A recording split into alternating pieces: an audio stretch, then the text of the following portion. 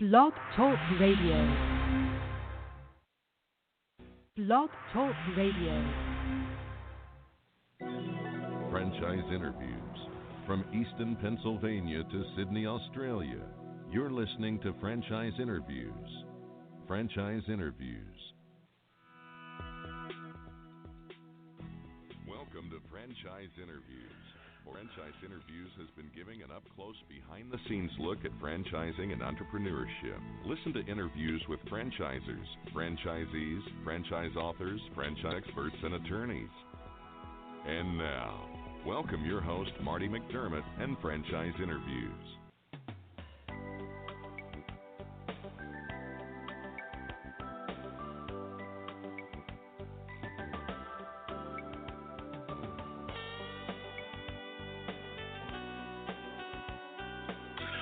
Hi, everyone, and welcome to a very special edition of Franchise Interviews, where for over 10 years now, we've been asking the entrepreneurs one-on-one. I'm your host, Marty McDermott. I'm the president of Franchise Interviews, and we have a great show today. We're meeting with Laura Spaulding-Koppel, the founder of Spaulding Decon. And for over a decade, Spaulding Decon has provided services for residential, commercial, government, and industrial properties to return them to clean, healthy, and safe properties for the occupants. From crime scene cleanup to hoarding, drug lab cleanup, mold remediation, and decontamination, Spaulding Decon has the professional experience and specialized certifications to get the job done. And we're going to talk to Laura about that in just a moment on Franchise Interviews. So stick around because we have a great show. The Stone Coat Franchise Opportunity. Are you looking for a unique and lucrative franchise opportunity? If so, take a look at Stone Coat. With a patented process which creates a true stone finish on almost any wall or ceiling, Stone Coat is a true game-changing product in the multi-billion-dollar construction industry. Stone Coat is applied faster, cleaner, and cheaper than conventional quarried stone, which saves both time and money. With advantages in remodel and new construction of both residential and commercial projects, Stone Coat is a true crossover product. The Stone Coat franchise opportunity provides a low startup cost, low operating expenses, comprehensive training, ongoing support, and no royalty payments. For more information on the Stone Coat franchise opportunity, go to www.stonecoatfranchise.com. That's www.stonecoatfranchise.com, or call us at 972-380-2700. That's 972-380-2700.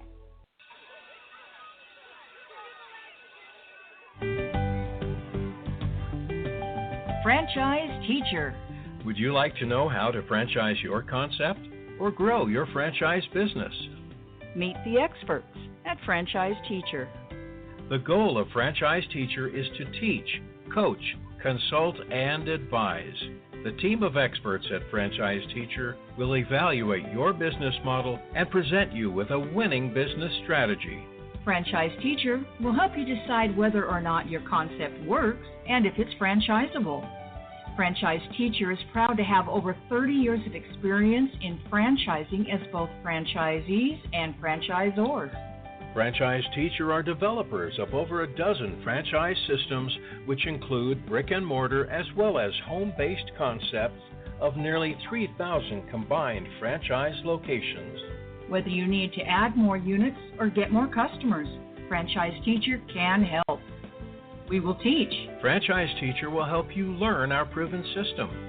Coach. Franchise Teacher will help you provide a game plan to succeed. Consult.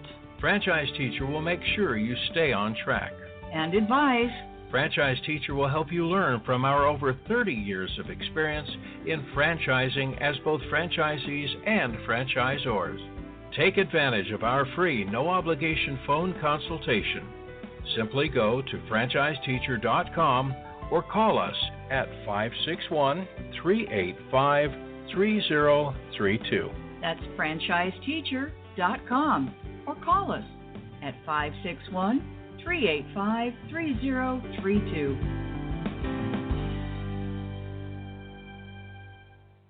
Hi, this is Connie McDermott, Administrative Assistant for Franchise Interviews, LLC, and you're listening to Franchise Interviews. Franchise Interviews from Easton, Pennsylvania to Sydney, Australia. You're listening to Franchise Interviews. Franchise Interviews. Hi, everyone, and welcome back to a very special edition of Franchise Interviews, where for over 10 years now, we've been asking the Franchpreneurs who own one. I'm your host, Marty McDermott. I'm the president of Franchise Interviews, and as we were saying earlier, we have a great show today. We're meeting with Laura Spaulding-Koppel, the founder of Spaulding Decon. And for over a decade, Spaulding Decon has provided services for residential, commercial, government, and industrial properties to return them to clean, healthy, and safe properties for the occupants. Hi, Laura. How are you? Welcome to the show. Excellent. Thank you for having me, Marty. Oh, this is my pleasure, Laura. We always like to ask our guests, where are you calling from this morning, Laura? Tampa, Florida. Sunny Tampa. Ah, nice. And I guess it's sunny down there today, isn't it? It is. That's fantastic. You know, you have such an interesting story, Laura. I mean, when I learned about you, and I learned about the franchise, I knew I had to have you on the show. I thought, maybe we could talk a little bit about your background, because I think your background was kind of the catalyst for Spaulding Decon, wasn't it? Yeah, it absolutely was. Spaulding Decon, I started it 12 years ago. Right out of high school, I went into the military and then immediately went into college at the University of Tennessee. Went into law enforcement over in Kansas City, Missouri. That was kind of I put out 1 million applications. That was the first place that hired me. And worked there for 7 years, and I did undercover narcotics, undercover vice, patrol, and I had a good time doing it, but I just, became disenchanted with the lack of pay, really, and I just felt like I was going nowhere. So, I went back to school and got my MBA at night, and I thought that was going to open some opportunities and doors for me, and it really didn't. And the reason being is because I didn't have the work experience to go with it. So that's when I started researching businesses, and it just kind of happened one day on the job that I was at a homicide scene, and the lady asked me, when were we coming back to clean it up? And I thought, wow, that's a dumb question. And then I really thought about it, and I thought, no, that's actually not a dumb question because I don't know the answer to it. I didn't even think about it, and she just assumed that law enforcement did it. So I thought, you know what, I'm going to look into this. And the more I researched it and looked into it, this was back in 2005, I realized, wow, no one's doing that. So are these people really left with the burden of doing that themselves? And I thought, God, that's horrific. So I thought, well, obviously I've been around, hundreds of scenes like this before. It really doesn't bother me, and let me figure out how to do this, and I'll do it for them. And that's kind of how the business came to fruition. And then in 2006, I added meth lab cleanup and hoarding cleanup services from my experience in the narcotics unit. And then, it just kind of blew up from there. I was able to quit my job and do this full time, and I still love it to this day. Have you always known, Laura, that you wanted to go into entrepreneurship? I mean, it's kind of interesting. You had, you went into the military, you went to school, but was it ever like in the back of your mind? I mean, were you surprised, or would like your family members or people who know you be surprised that you went into entrepreneurship? That's a great question. It was actually the opposite for me. I always had that entrepreneurship in me, and my parents convinced me that it was not a good idea. They always turned me away from it at every aspect that they had. So that's the reason that I went into law enforcement, is because, they just said, you'll never make it, that type of thing. And even when I started my company back in 2005, my family was not a fan of it. They're old school type people. They think, you get a job, you work there for 40 years, and you get a pension. It just doesn't work that way. So, so they were constantly kind of pushing it out of my head. But, ever since I was a kid, my first business, I was 10 years old, I was mowing lawns in my neighborhood. And I started to make, $200, $300 a month. And my parents were like, Jesus, that's just too much money for a kid. So they made me stop doing it. So it kind of just started from there. That's great. It's a great story. It reminds me a lot of my parents. My mom always wanted me to work for the post office. I mean, ever since I was a young kid, she said, you'll always have a job if you work for the post office. She didn't want me to go to school. She said, just be a civil servant, and you'll always have a paycheck, but it's something. Exactly. But it was something in you, that drive, that motive, that really, pushed you into this, which I think is fantastic. At what point did you decide, Laura, that, you could franchise this concept? Well, that actually came kind of by accident. That was never really the thought. Right around 2012, we started to get some national contracts, and I was very happy to kind of subcontract those out to my colleagues in different states. And initially it started working out pretty well, and then, it started not working out so well. They weren't either returning phone calls, they weren't turning in the required paperwork or photographs. So, we were constantly chasing them, and I thought there's got to be a better way to bring all of this under one umbrella and make sure that the training is consistent. And my lawyer said, you need to franchise this business. No one else is doing it. Right. So I thought about it, and I wasn't ready in 2012 to do that. So we finally did it in 2015. That's terrific. And, in looking at the history of Spaulding Decon, Laura, I mean, and you've added a number of services. It seems like, as the business evolved, maybe you could talk a little bit about that, because I thought that was interesting, how you kind of added to your product line of services. Yeah, I really did. And, initially it just started out with crime scene cleanup, and then the drug lab cleanup aspect came because of the, I was in Missouri at the time, which was the top 5, one of the top 5 in the country for busted meth labs. So that's kind of how that came about. And then one of my national clients said, hey, I've got an extreme hoarding situation here, and I don't know who else to call. And I figure somebody that does crime scenes can easily tackle this. And I thought, well, hell, I'm the type of person, I don't say no to any type of job. I'll figure it out. So that was my first meth lab, and my first hoarding job, and I just fell in love with it from there. And those were the 3 main staples for many years. And then in 2008, we added mold remediation. And again, that was from customer request. We already had the equipment. We just got the training, certification, and licensing to do it. And then with our franchise opportunity, we added the real estate component to we're buying these customers' houses as is and allowing them to walk away and have new beginnings. And there's a technique to it as well, Laura. I've seen you in another interview. I was watching your interview on YouTube. You're talking that, there is a technique to it, because it is a sensitive situation, isn't it? I mean, the business that you're in, I mean, it's a very sensitive situation and really has to be handled with care, doesn't it?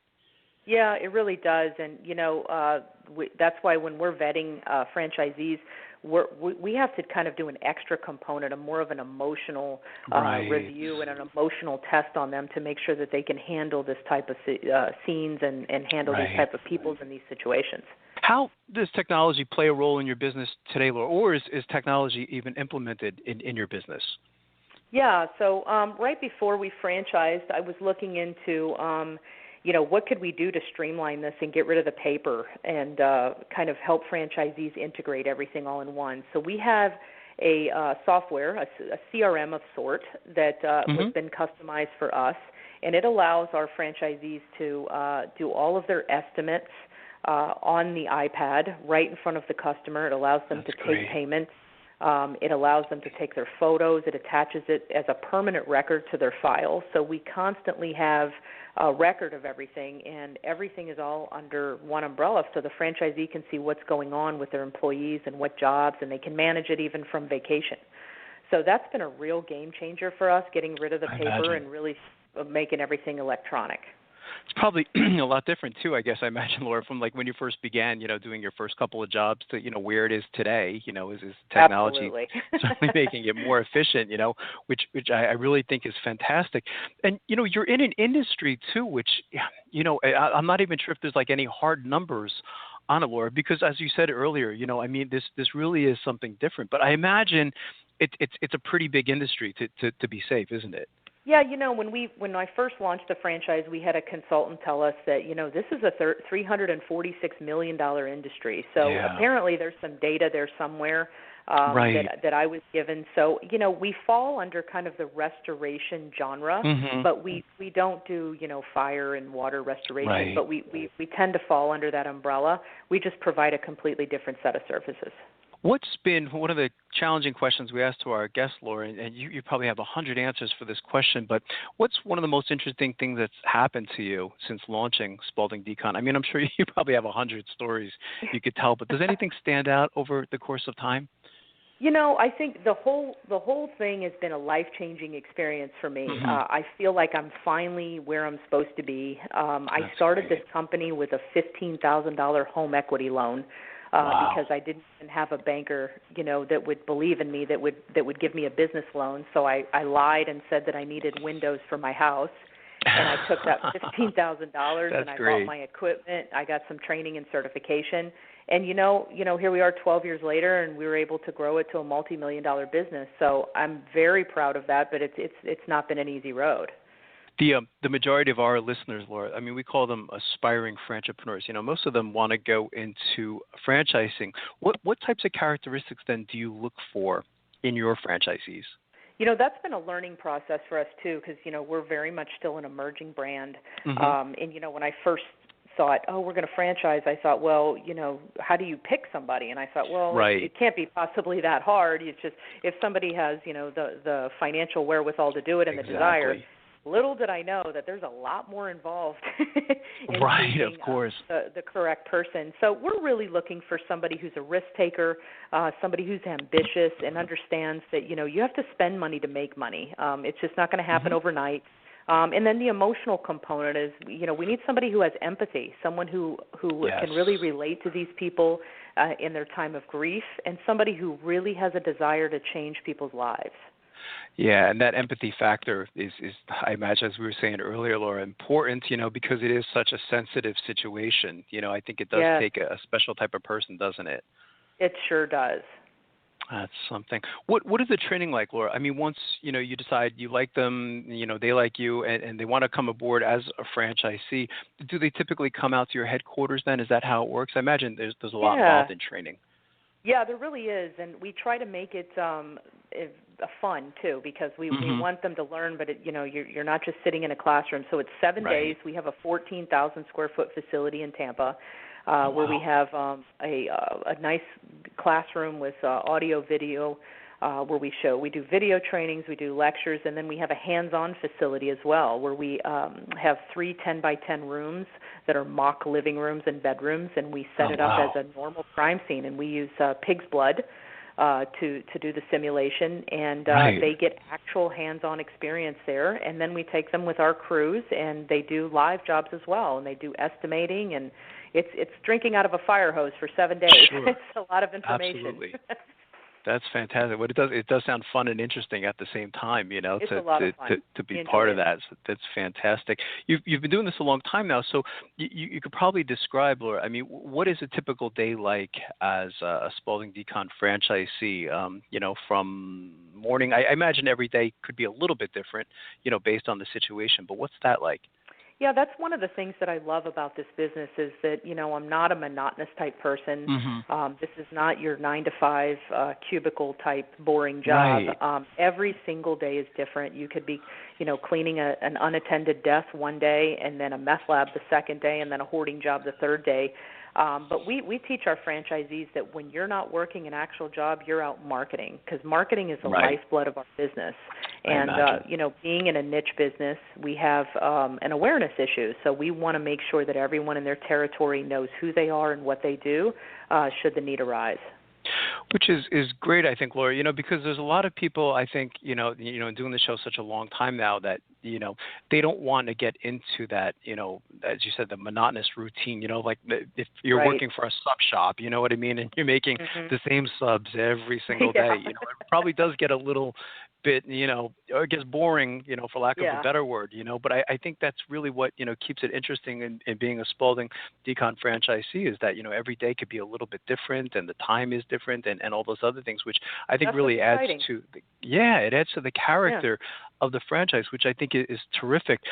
What advice would you give to our listeners in their quest to buy a franchise, Laura? Because as you know, there's a lot out there today. I mean, there's like over 3,000 systems. And we find that, doing this show such a long time now, most of our listeners don't even know where to begin because they're so overwhelmed with so many different types of franchise opportunities. Yeah, I would tell a potential franchisee, figure out what field you want to be in first. If it's food, then you can narrow that down from there. But when you're thinking about it, don't look at, I'm going to be an instant millionaire. It takes work, regardless of if you're in an established brand or you're in an emerging brand. But you need to think, what are you going to be comfortable and still excited about doing in the next 10 years? That's how you want to view and choose what you want to do with your life. And, go from there. You can start narrowing it down by which field do you want to be in. If food isn't for you and you want a service-based business, then there you go. That narrows down, probably down to 1,500 at that point. Right, absolutely. That's terrific. No, I think that's fantastic advice. What about the location, Laura, for your franchisees? Is there an office, and how much space is actually required for an office? So our franchisees are really choosing a warehouse office combination, and they can be around 1,000 square feet. I think the largest space we have is like 2,500, and that's really just to store your vehicle, your equipment, your chemicals, and your waste. So, and then the office, they choose to kind of, not work from home, and they want to have an office there, and that way they integrate with their employees and kind of just develop a rapport with them. So, and warehouse space is not expensive at all. It's definitely not, retail. It's true. You don't have to be on Main Street, USA either, do you, Laura? Not at all. To have this kind of business, which I think is really, helps a lot in setting up the business. So where do you see Spaulding Decon, like maybe 3 to 5 years down the road, Laura? Our goal now is to sell 20 franchises a year. So in 5 years, we should have, 100 locations. Wow. So that's our goal right now. And, as we are growing with franchisees, we're adding more support staff here in corporate to facilitate that growth. So we're really excited about all the interest that we're getting. I know we're a niche business, but people are just super, super interested in this type of business because it's just different every day and it's exciting. That's terrific. What's the best way, Laura, for our listeners to get more information on the Spaulding Decon as a service and, of course, the franchise opportunity itself? Are there any websites that they can go to? Yeah, absolutely. So for the franchise opportunity, it's SpauldingDeconFranchise.com. Okay. And then for the service, it's just SpauldingDecon.com. And our number is 866-99-DECON. That's fantastic. Well, I really enjoyed having you on this show, Laura. When I first learned about this, I said, wow, this is a really interesting concept. We haven't really had anything like this on the show in 10 years. So, it's great to have something different on the show, and I'd already like to invite you back next year as you continue to grow because I think this is a wonderful franchise opportunity. Thank you so much for the opportunity, Marty. I really appreciate it. This has been my pleasure, Laura, and we'll be right back with more franchise interviews. Coming up on segment 2, you're going to hear what every franchipreneur needs to know before buying a franchise. We're going to play a clip from our popular Great Quotes in Franchising podcast right here on Franchise Interviews.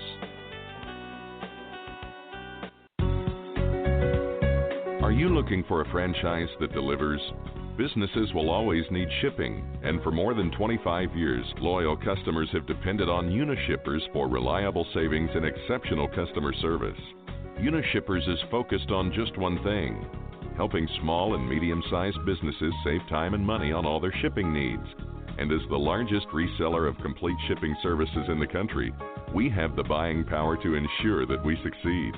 The Unishippers franchise offers low startup costs, no equipment or real estate required because they're not retail, residual income, and a quality of life and work-life balance.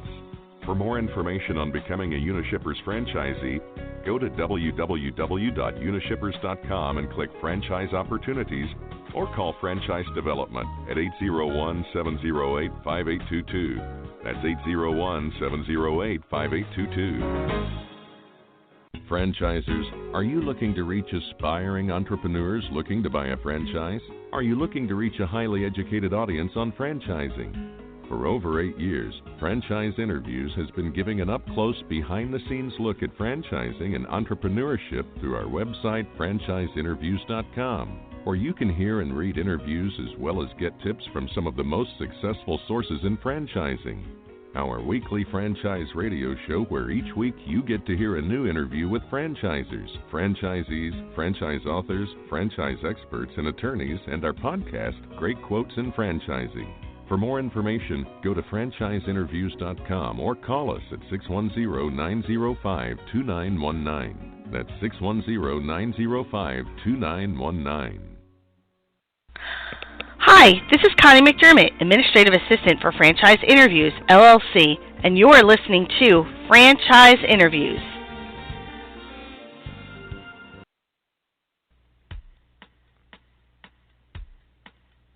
Hi everyone, this is Marty McDermott, the President of Franchise Interviews, and welcome to another edition of Great Quotes in Franchising, where each podcast you get to hear a great quote in franchising.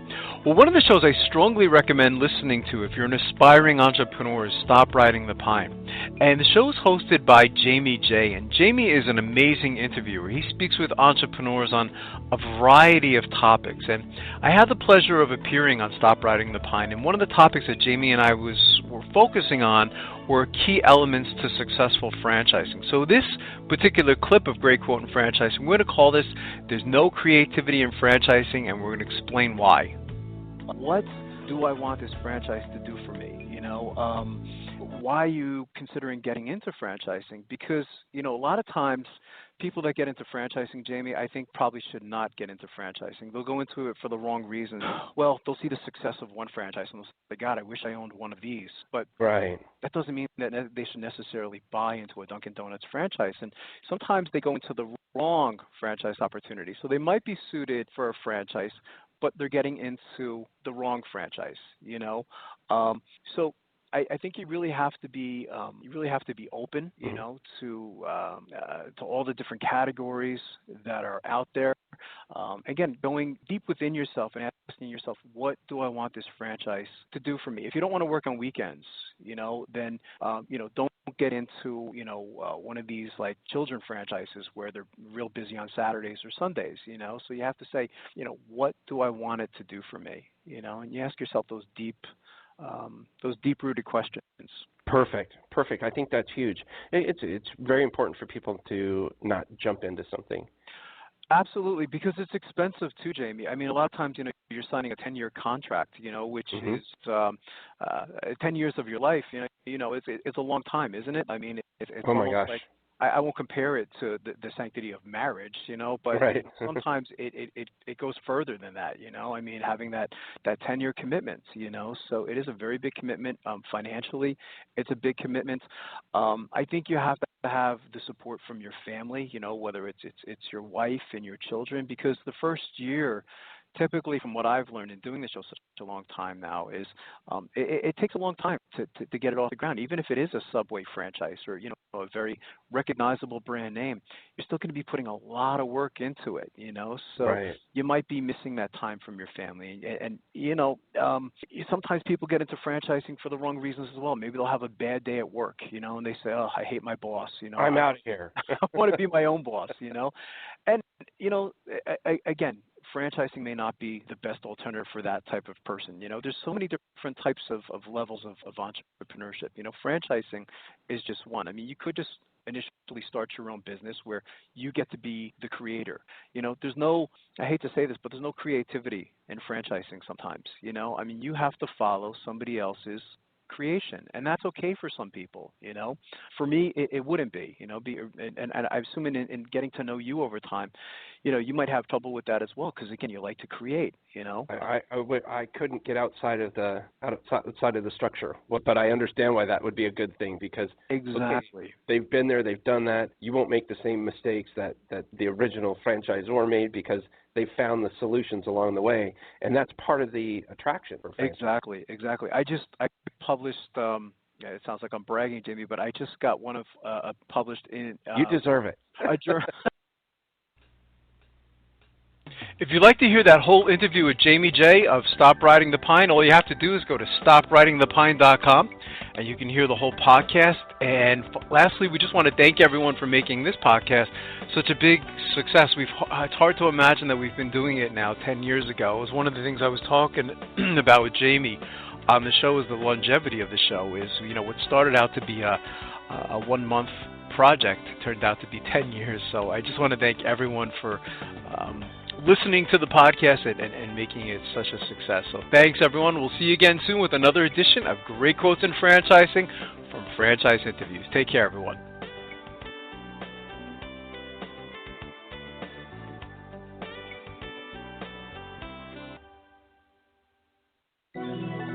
Franchise Interviews. From Easton, Pennsylvania to Sydney, Australia, you're listening to Franchise Interviews. Franchise Interviews.